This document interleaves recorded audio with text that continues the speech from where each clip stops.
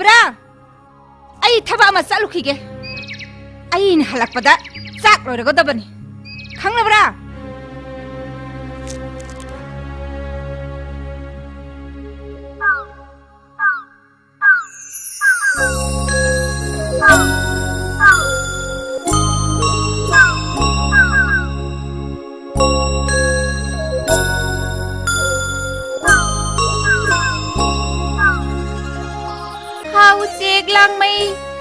ꯑꯩꯁꯨ ꯅꯈꯣꯏꯒꯤ ꯅꯇꯨꯡ ꯏꯜꯂꯛꯀꯦ ꯑꯩꯕꯨꯁꯨ ꯄꯥꯏꯕ ꯇꯝꯕꯤꯌꯣ ꯌꯥꯔꯣꯏꯌꯦ ꯅꯪꯗꯤ ꯄꯥꯏꯕ ꯌꯥꯔꯣꯏꯌꯦ ꯅꯈꯣꯏꯅ ꯄꯥꯏꯕ ꯇꯝꯕꯤꯌꯣ ꯑꯩꯁꯨ ꯂꯥꯡꯃꯩ ꯑꯣꯜꯂꯒꯦ ꯁꯪꯒꯨꯂꯛꯇ ꯇꯤꯟꯖꯒꯦ ꯑꯩꯈꯣꯏꯒꯨꯝ ꯄꯥꯏꯒꯦ ꯍꯥꯏꯔꯗꯤ ꯇꯥꯏꯕꯪ ꯃꯤꯒꯤ ꯑꯣꯏꯗꯕ ꯑꯔꯥꯟꯕ ꯑꯃꯁꯨ ꯊꯥꯗꯣꯛꯄ ꯇꯥꯏ ꯅꯥꯀꯜꯒꯤ ꯂꯝꯆꯠ ꯍꯣꯡꯕ ꯇꯥꯏꯌꯦ इसाना यारे तंबीरो आइबु चेगला नखोइगुमना पाइबा पाकलबा तियादा मुक्ताइनिंग तमना पाइजगे आइसु how चेगलांग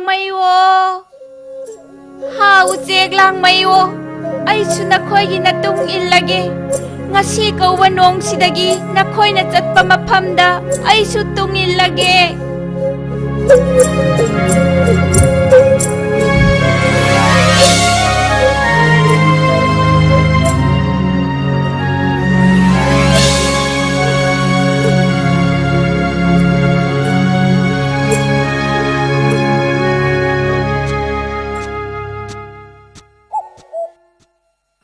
Ipa gilang len, imum nang mutabra, ipa lakle, ipa buok laro ne imom.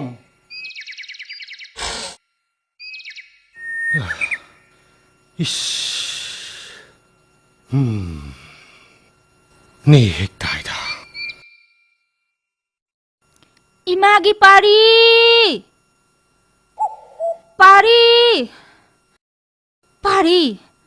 Tari bara nangbo.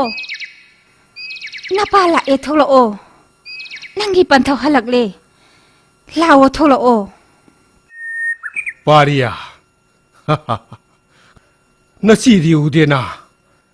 Kadai chatkim haktia. Chalo. Ipa la e na tamuro. Ipa gilang len.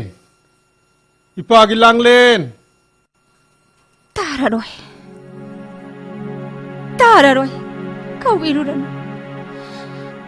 Sat kare namonde koibu thadokduna. Usek lang may onduna. Sanggulak na tin kare. Kariyawano ni Layma. Nang hairi ba siya? Nang naisabu tina tawbadaki. Imom kang mangamdadan. Usik lang may doon kibadi. Nangdi patabi ni nangdi. Nang natokan ba di? Nangdi mamanati nangdi. Isami sayong lay melay na ibininang. Masira puwag tabi mamagili siya tayo ba to? Nang piyala rin. Ucek mayam hale aigi se yaubra hangbiyo Hau cek lang may ibom lang len yaubro Takoi ni barakte ibom lang len tubu yaubro Yami khangge Hau cek lang may ibom lang len yaubro Takoi ni barakte ibom lang len tubu yaubro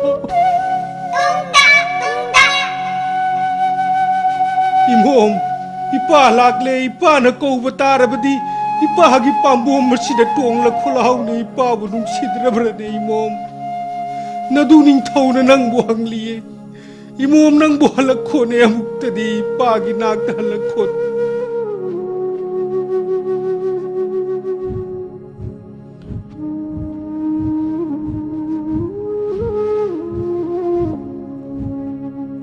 Ipa gilang len.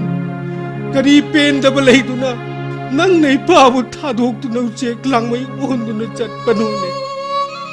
Imom nang gidamak ipan charay pilay ꯑꯊꯨꯝ ꯃꯍꯥꯎ ꯄꯣꯔꯛꯏ ꯁꯦ ꯌꯦꯡꯂꯣ ꯂꯥꯛꯑꯣ ꯑꯊꯨꯝ ꯃꯍꯥꯎꯁꯤꯡ ꯑꯁꯤ ꯆꯥꯔꯣ ꯂꯥꯛꯑꯣ ꯏꯃꯣꯝ Ipa ibungo nungsiba, taibang cinjak yadare, namom laibag thibidi, usek lang may ole do.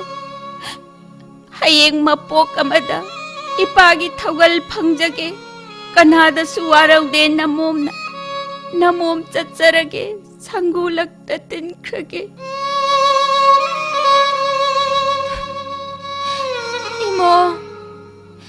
Imom lang le. Imagi bema imo, imanalan kay. Pantaw gayawase, amuk tatako nang mo. Imo, imalan kay, imanalan kay ni mo. Handak mapok lang hondi, laibag tibi na momdi, imakaw bapang dere. Hayang mukki mapokta iduning tau parigi da natana. Ay gisu imaway jage ko. Waraw ganu palemo. Satsarage na momdi.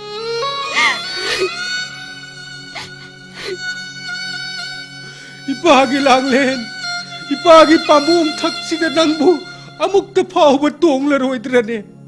Lao Lao imom amuk tadi tuong la khoi pa gi lengbal thakasita Hibe koi daragi, lehurage hairo. Ngay ko'y taroy sa. Pantaw ga pungmen pangmen na bani. Aroy ba wari sa bani. Amuk tadi ngay ko ba. Ipaibo ko. Kung giharaw ba da. Namong gimapam kakpiyo ko. Iduning tau. Nang na tsaw ba sari paraga. Pantaw gi ingkol nga uko. Isimdi amuk sarake pantaw namom sarake ko pantaw Laipuro ko ipa lamdam laibag tibi namom di syanggolata tinduna